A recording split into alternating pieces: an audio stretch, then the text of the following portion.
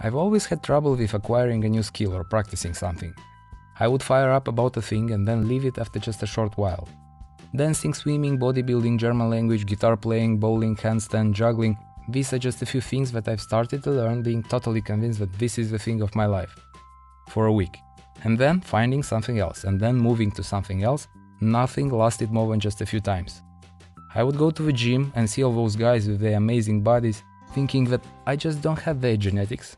Then I would buy a guitar and watch videos of some of the best guitar players just to come to the conclusion that these guys are genius, they have talent, there is nothing in here for me. And I would repeat the same process with many different things just to grow an increasing feeling that something is definitely wrong with me. I'm really screwed up if I can't do anything. And after many years of trial and error and self-doubt, I came to realize a basic truth, which who would guess is unbelievably simple. The only difference between me and top performers is that they did a hell lot of work for their thing. And I didn't. That's it. Just this. No favorable star alignment, no luck, no talent, no offspring, not even the lucky rabbit foot. Nothing. Just simple plain good old work. And the catch. If somebody is better than you in one or many different skills, it doesn't mean that you are a loser. It simply means that you don't know yet how these things work. And you are lazy.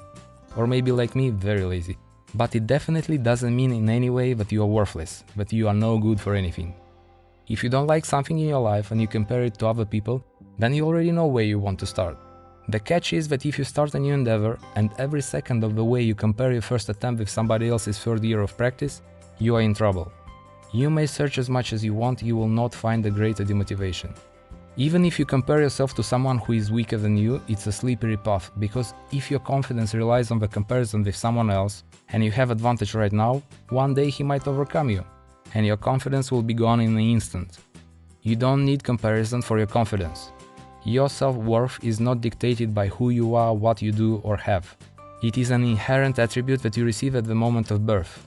It's like God or nature or whoever runs this place puts a quality stamp on your forehead. If you were born, you are worthy, period. And if you put in the work, there is no chance that you will not improve. It is not possible. If you show up every day and do the least you can, you are bound to succeed. Comparison can do just one thing for you: slow down your progress or even stop it altogether. Because instead of using the energy for improving your stuff, you will be draining it out for bullying yourself and asking nonsense, never-ending questions. Why does it take so long? When will I be like her? Is it even possible? What's wrong with me? And on it goes.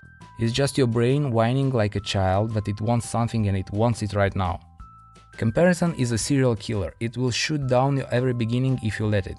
And the worst part is that it kills the joy of practicing something. When you have a preconceived concept of how things should evolve, instead of enjoying your learning process, you will transform it into torture, waiting for it to be over as soon as possible. Because let's be honest, we always expect everything to be faster, better, and with less effort. And it rarely is. There is no wonder for me that I was quitting all the time. I was my own enemy, and I was a harsh one. Believe me, as human, you are the smartest creature on this planet. You don't need your brain to constantly tell you that you suck at something. You somehow know it, without 527 reminders a day. And the same way you instantly notice when something has improved. You don't need to be convinced. Imagine that one day you wake up and walk to the coffee machine, on your hands, thinking, wow, when did I learn to do this? Amazing! What else am I able to do and I'm not aware of yet? That will never happen. You always know where you are skill-wise and knowledge-wise. You don't need to consciously track your progress, it will happen automatically for you. Your part of the deal is just to show up and do the work. The rest will be taken care of by itself. And this is awesome. Progress is rarely linear. You will have good days and bad days, and it might be that you will hit a plateau or even regress for a period, which is a normal attribute of every learning process. But this might discourage you from continuing practicing, as you will decide that you suck at it. And you don't. You just picked the wrong time to compare yourself with yourself. The best time to compare yourself with yourself or with anybody else is never. Never is the perfect time for comparing yourself.